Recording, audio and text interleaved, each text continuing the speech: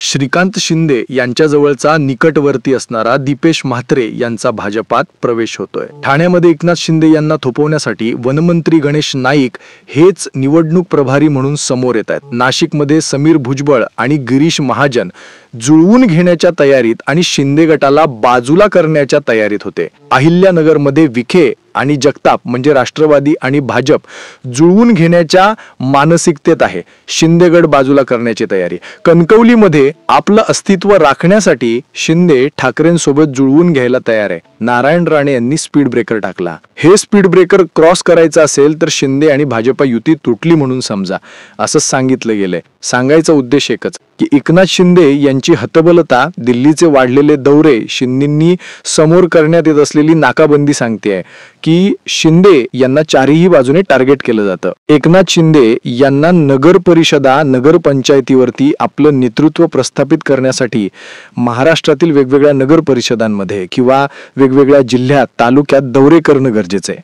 पण गणेश नाईक यांनी ठाण्यामध्ये असा खोटा ठोकला की ठाणे महानगरपालिका वाचवायची की मुंबई महानगरपालिका वाचवायची, यामध्येच एकनाथ शिंदे यांचा महिना निघून जाईल। एकनाथ शिंदेंना खबर आहे की नाही माहित नाही अहिल्यानगर मधील त्यांच्या गटाची परिस्थिती काय, नाशिक मधील त्यांच्या गटाची परिस्थिती काय, मावळमध्ये परिस्थिती काय, पिंपरी चिंचवड मध्ये परिस्थिती काय, पुण्यात परिस्थिती काय, संभाजीनगर मध्ये परिस्थिती काय। कारण एकनाथ शिंदेंना फक्त ठाणे आणि मुंबई इथेच कसं गुंतवता येईल याचा पुरेपूर बंदोबस्त हा भाजपने केलाय। गुलाबराव पाटील यांच्या जळगाव मधील स्टेटमेंट आठवा, युतीचा लढा, अनेक जण म्हणतात की आपण सोबळावर लढू, असं करून आपल्या कार्यकर्त्यांचं नुकसान करू नका। एकनाथ शिंदे गटाला माहिती आहे की भाजपनं नाकाबंदी करायला सुरुवात केली तर ते नाकाबंदी कसे करतात, पण तरी सुद्धा जिथे जिथे सोबळाचे नारे दिले जात आहेत तिथे तिथे जळगावमध्ये घ्या, सोलापूरमध्ये शिंदे गट बाजूला फेकला गेला आणि त्यामुळे एकनाथ शिंदे यांच्या हाती एकतर मुंबई येईल किंवा फक्त ठाणे येईल।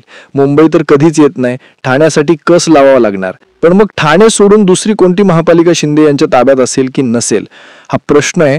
एकनाथ शिंदे यांचा पक्ष सध्या अशा स्थितीवर आलेला आहे की संघटना नाहीयेत। ठाकरेंनी जोडलेल्या शाखा फोडल्या होत्या तेवढ्या सोबत आहेत, पण त्याही कार्यकर्त्यांपर्यंत आत्ताच्या घडीला एकनाथ शिंदेंना पोहोचता येत नाही। इकडे नगराध्यक्ष, नगर पंचायतीसाठी च्या मुलाखती पार पडतायत, मात्र शिंदे सेनेचा शिंदेंच्या पक्षात सन्नाटा दिसतोय। मधल्या काळामध्ये एकनाथ शिंदे यासाठीच दिल्लीचे दौरे जास्तीचे करत होते, कारण कुठेतरी भाजप आणि शिंदे सेना सोबत लढणाऱ्या, महायुती म्हणून लढणाऱ्या जागा वाटपात थोडंफार वर खाली झालं तर चालेल, पण भाजप यावेळी ऐकायला तयार नाहीये। महत्वाच्या निवडणुका झाल्यात, स्थानिक स्वराज्य संस्थांच्या निवडणुकांमध्ये आम्हाला रिस्क घेऊन पाहायची आणि स्वबळाचा नारा द्यायचा आहे। अनेक ठिकाणी संभाजीनगरमध्ये अजित पवार नको, एक वेळ शिंदे चालतील अशी भूमिका आहे। कोकणामध्ये भाजपचा एकला चलोरेचा नारा। अजित पवार, शिंदे गट आणि भाजप तीन टोकाचे तीन पक्ष या ठिकाणी झालेत। जळगावमध्ये शिंदे गट आणि भाजपामध्ये दरी पडली, ती कशीही झाली तरी मिटणार नाही। महेंद्र दळवी यांनी राष्ट्रवादी काँग्रेस विरोधात घेतलेली भूमिका, सुनील तटकरेंना सुनावलेले खडे बोल, पार्थ पवारांची जमीन खरेदी प्रकरण, या सगळ्या गोष्टींचं टायमिंग असं सांगतंय की अजित पवार आणि शिंदे यांचा पक्ष अशा ठिकाणी गुंतवला गेलाय की त्यांना नगर परिषद आणि नगर पंचायतीवर फोकस ठेवता येणार नाही। नाही त्यांना हालचाली करता येणार आणि नाही त्यांना प्लॅनिंग करता येणार।